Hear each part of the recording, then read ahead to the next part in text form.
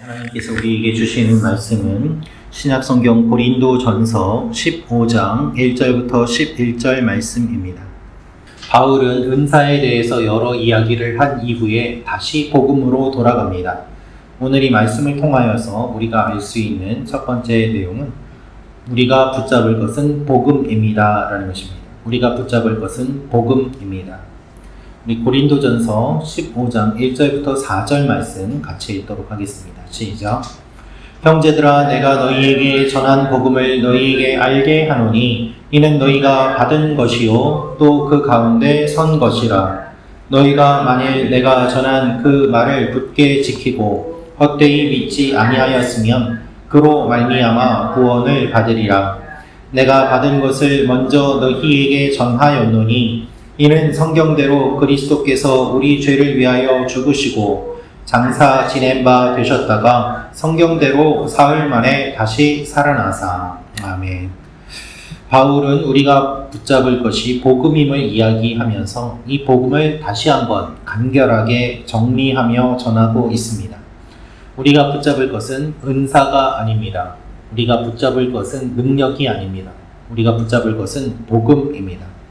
바울은 고린도 교회가 자신이 전한 복음을 받고 그 안에 서 있음을 이야기합니다. 모든 교회는 복음 위에 서 있습니다. 복음이 없이는 교회가 아닌 것입니다. 바울은 이 복음을 요약해서 설명합니다. 예수님이 우리 죄를 위하여 죽으시고 사흘 만에 살아나셨다.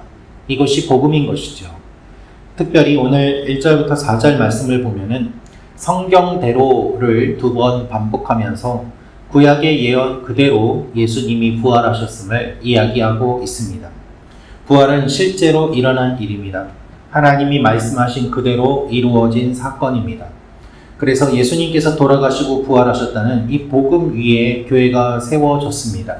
주님의 말씀 위에, 주님이 역사하시는 그 일 위에 이 모든 것들이 가능하게 되었음을 바울이 이야기합니다. 오늘도 동일합니다. 주님의 교회는 복음 위에 세워진 교회이고 우리의 믿음은 이 복음을 붙잡는 믿음입니다. 이 복음이 우리 가운데 없다면 우리의 믿음은 아무것도 아닌 것입니다. 오늘도 이 주님의 복음을 기억하고 마음에 새기며 하루를 사는 여러분과 제가 되기를 원합니다. 주님이 돌아가시고 부활하신 것처럼 우리에게도 그 능력이 주어지는 줄로 믿습니다. 두 번째로 알 수 있는 것은 예수님의 부활은 객관적인 사실입니다. 예수님의 부활은 객관적인 사실입니다. 우리 15장 5절부터 8절 말씀 같이 읽도록 하겠습니다. 시작. 게바에게 보이시고 후에 12 제자에게와 그 후에 500여 형제에게 일시에 보이셨나니 그 중에 지금까지 대다수는 살아있고 어떤 사람은 잠들었으며 그 후에 야고보에게 보이셨으며 그 후에 모든 사도에게와 맨 나중에 만삭되지 못하여 난 자 같은 내게도 보이셨느니라. 아멘.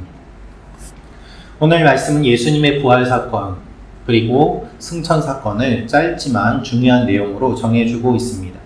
예수님께서 부활하신 이후에 베드로에게 나타나셨고 12 제자에게 나타나시고 500여 형제에게 나타나셨다라고 기록되어 있습니다. 사도가 나열한 사람의 수만 하더라도 600여 명이 됩니다. 예수님의 부활이 몇몇 사람의 환각에 불과하다라고 주장하는 그 모든 주장들을 반박할 수 있을 만큼 예수님은 객관적으로 수많은 사람들에게 나타나시고 보여주시고 만나주셨습니다.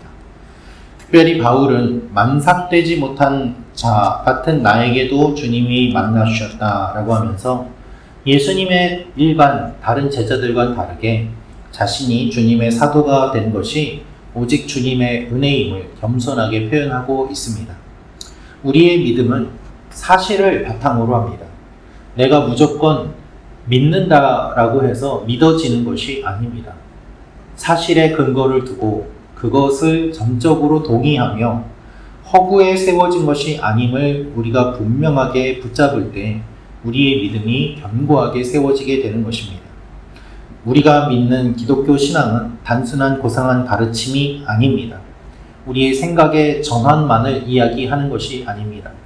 분명히 주님께서 부활하셨고 제자들에게, 사람들에게 나타나신 이 사실을 우리가 알고 붙잡음으로 말미암아 담대하게 우리의 믿음을 선포할 수 있고 우리의 믿음을 견고하게 세워갈 수 있는 것입니다. 우리는 거짓말쟁이들이 아닙니다. 진리 위에 굳게 서서 실제로 부활하신 그 주님을 바라보는 믿음의 눈을 가진 사람들인 것이죠. 예수님의 부활은 사실입니다. 우리의 믿음이 흔들릴 때마다 이 굳건한 사실을 붙잡으며 나아가야 하는 것입니다.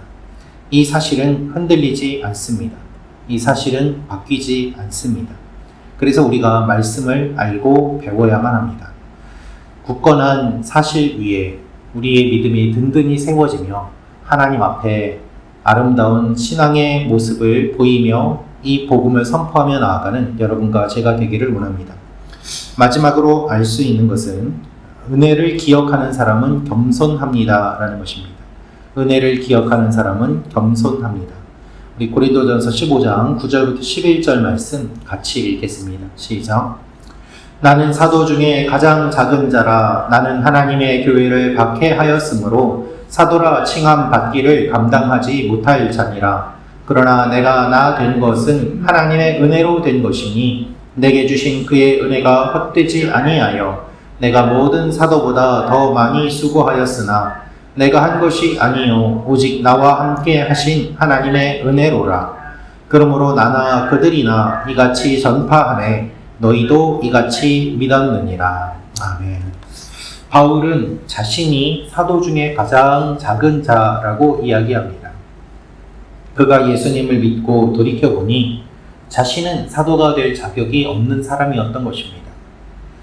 예수 믿는 사람들을 박해하고 죽이고 그렇게 사람들을 괴롭히는 데 앞장섰던 자신이 주님의 제자가 되고 주님의 사도가 되어서 복음을 전하는 그 모습을 돌이켜보니 자신의 능력으로는 불가능한 일을 지금 하고 있습니다. 그리고 교회의 일원으로 받아들여지고 사도로서 복음을 전하는 일이 자신의 능력으로는 할 수 없는 것임을 고백합니다. 그래서 내가 나 된 것은 하나님의 은혜로 된 것이다 라고 고백하는 것이죠. 여러분, 교회를 세우는 사람, 복음을 전하는 사람이 된 이 바울은 하나님께서 보여주시는 은혜의 놀라운 극치입니다. 이 얼마나 놀라운 사실입니까? 그래서 그는 겸손한 것이죠. 그리스도를 전하는 사람으로서 자신만 복음을 전하는 것이 아니라 여러 사도들도 다 복음을 전하는데 그 중에 자신도 쓰임을 받았다라고 이야기하고 있습니다. 그래서 11절 말씀에 보면은 그러므로 나나 그들이나 이같이 전파하매 라고 되어 있습니다. 나만 복음을 전하는 것이 아니라 사도들도 다 복음을 전하였고 그 중에 부족한 나도 복음을 전하였을 뿐입니다 라는 것입니다. 누가 전하는가에 관계없이 복음은 같습니다. 복음이 같다면 누가 전하든 관계없습니다. 교회는 복음 위에 세워져야 합니다. 동일한 복음 위에 세워질 때 거기에서 힘이 생기는 것이죠. 바울은 자신이 교회를 세웠다고 주장하지 않습니다. 내가 세운 교회, 내가 개척한 교회, 내가 설교한 교회, 그러한 것을 자랑하는 것이 아니라 오직 주님의 복음만을 자랑합니다. 그는 은혜를 알기 때문입니다. 우리 모두 이 은혜를 기억하며 하나님 앞에 겸손히 나아가는 여러분과 제가 되기를 원합니다. 우리 힘으로 여기까지 온 것이 아니라 우리의 능력으로 오늘을 살아가는 것이 아니라 오늘도 하나님께서 붙잡아 주시지 않으면 살아갈 수 없는 존재임을 고백할 때 주님께서 우리의 기도를 통하여서 놀라운 일들을 이루어 주실 줄로 믿습니다. 같이 기도하겠습니다. 구독과 좋아요는